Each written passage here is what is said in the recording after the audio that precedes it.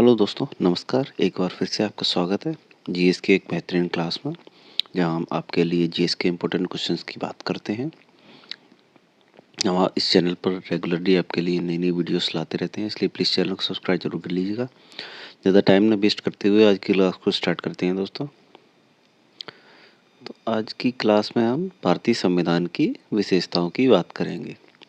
जैसा कि पहली विशेषता है, भारतीय संविधान विश्व में सबसे लंबा लिखित संविधान है। ये दोस्तों सभी विशेषताएं परीक्षा की दृष्टि से महत्वपूर्ण है, इसीलिए इस क्लास में लाई गई हैं।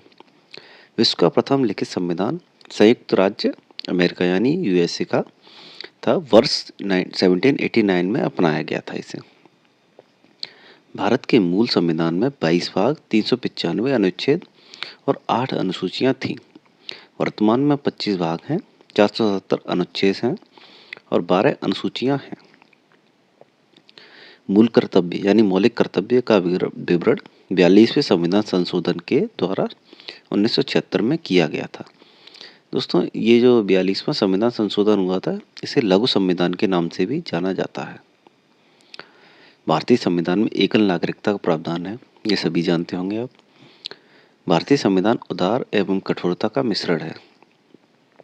जैसा कि आप सभी जानते होंगे, कभी ये उदार भी होता है, कहीं कठोरता भी प्रदर्शित की गई है इस संविधान में। भारतीय संविधान को वकीलों का स्वर्ग कहा गया है, क्योंकि संविधान सभा में वकीलों की संख्या बहुत अधिक थी, इसलिए उन्होंने कानूनों को ध्यान में रख के सब बनाया गया है इसे। संविधान के द्वारा भारत को राज्यों का संघ बताया गया है। संविधान के द्वारा भारत को राज्यों का एक संघ बताया गया है। 42वें संविधान संशोधन अधिनियम 1976 को मिनी संविधान यानी लघु संविधान भी कहा गया है, जैसा कि अभी मैंने आपको बताया था।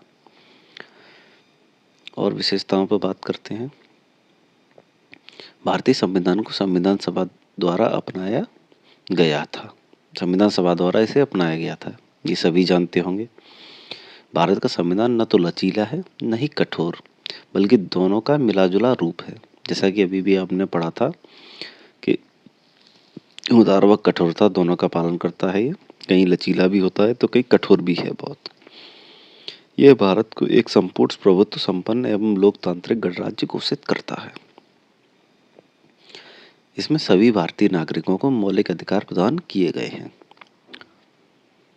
केशवानंद भारती बनाम केरल राज्यवाद के अनुसार उद्देशिका संविधान का अंग है, पर इसे न्यायालय में कानूनी दर्जा प्राप्त नहीं है। आप सभी जानते हो किस बारे में बात हो रही है। उद्देशिका को संविधान की आत्मा और संविधान निर्माताओं के मन की कुंजी कहा गया है। उद्देशिका के प्रस्तुत हम भारत के लोग। आप दोस्तों उद्देशिका से कंफ्यूज मत होइएगा, ये प्रस्तावना की बात हो रही है। हम भारत के लोग शब्द से स्पष्ट है कि भारत की संप्रभुता भारत की जनता में निहित है। आप सभी जानते होंगे, आप सभी ने पढ़ी होगी प्रस्तावना कभी न कभी। भारत एक गणराज्य है, इसका अर्थ यह है कि भारत का राष्ट्राध्यक्ष निर्वाचित होगा, अनुवांशिक नहीं।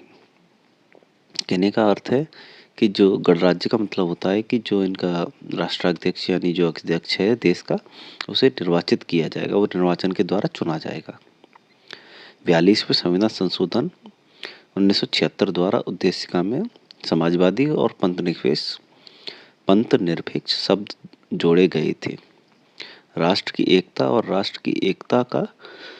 अखंडता से प्रतिस्थापित किया गया था। पहले दोस्तों जो इसमें थी राष्ट्र की एकता थी केवल, उसे राष्ट्र की एकता और अखंडता इस शब्द से प्रतिस्थापित किया गया था। उद्देशिका में संविधान के अंगीकरण की तिथि 26 नवंबर 1949 दी गई है। आप समझ गए होंगे 26 इसका अंगीकरण जो हुआ था यानी सर अपनाया गया था 26 नवंबर 1949 को अपनाया गया था।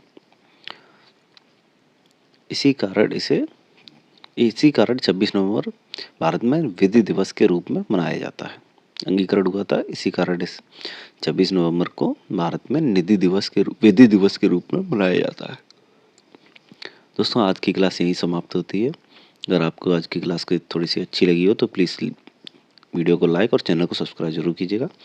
हम आपके लिए परीक्षा की दृष्टि से ऐसे ही बेहतरीन क्वेश्चंस की वीडियोस लाते हैं। धन्यवाद।